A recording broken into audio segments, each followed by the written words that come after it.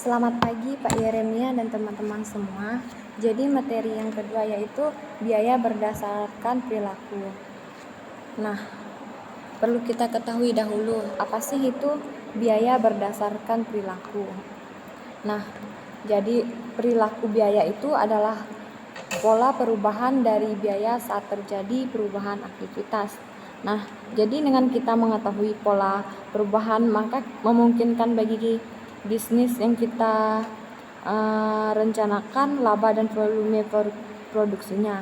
Nah, di dalam mengidentifikasikan perilaku biaya, diperlukan untuk mengidentifikasikan aktivitas dari biaya tersebut lebih dahulu. Semisalnya, jika kita ingin mengidentifikasikan perilaku biaya inap rumah sakit, maka aktivitas yang sesuai ialah pasien yang menginap di rumah sakit, bukan jumlah pasien yang datang ke jasa rumah sakit. Nah, jadi karena pasien yang datang ke rumah sakit tidak selalu menginap, sehingga tidak selalu memanfaatkan jasa rumah sakit. Jadi secara umum biaya berdasarkan perilaku itu bisa kita bagi menjadi 3. Yang pertama itu variabel, dan yang kedua itu biaya tetap, dan yang terakhir itu biaya campuran.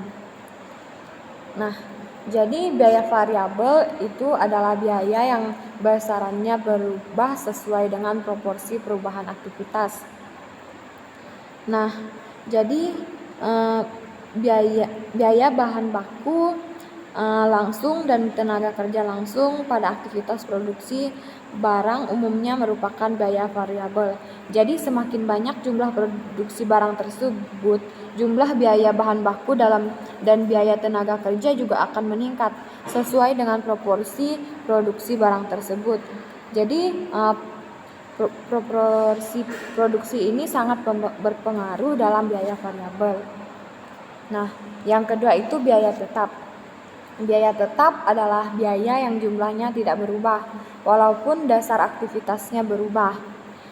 Nah, saat dasar aktivitas meningkat ataupun turun, maka jumlah biaya tetap yang ditanggung perusahaan memiliki nilai yang tetap pada aktivitas produksi. Contohnya biaya tetap diantaranya ialah penyusutan gaji manajer produksi.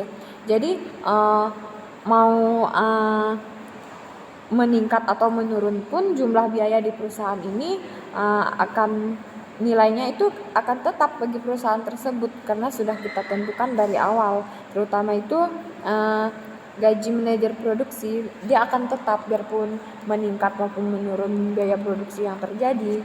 Nah, yang ketiga itu biaya campuran. Jadi biaya campuran adalah jenis biaya ketiga berdasarkan perilakunya, ialah biaya campuran atau mixed cost. Pada biaya campuran, perilakunya pada peningkatan aktivitas biasanya memiliki karakter biaya tetap, tetapi pada rentang kenaikan tertentu pada aktivitas karakternya berubah seperti biaya variabel. Jadi contohnya itu seperti biaya campuran ialah biaya telepon tetap.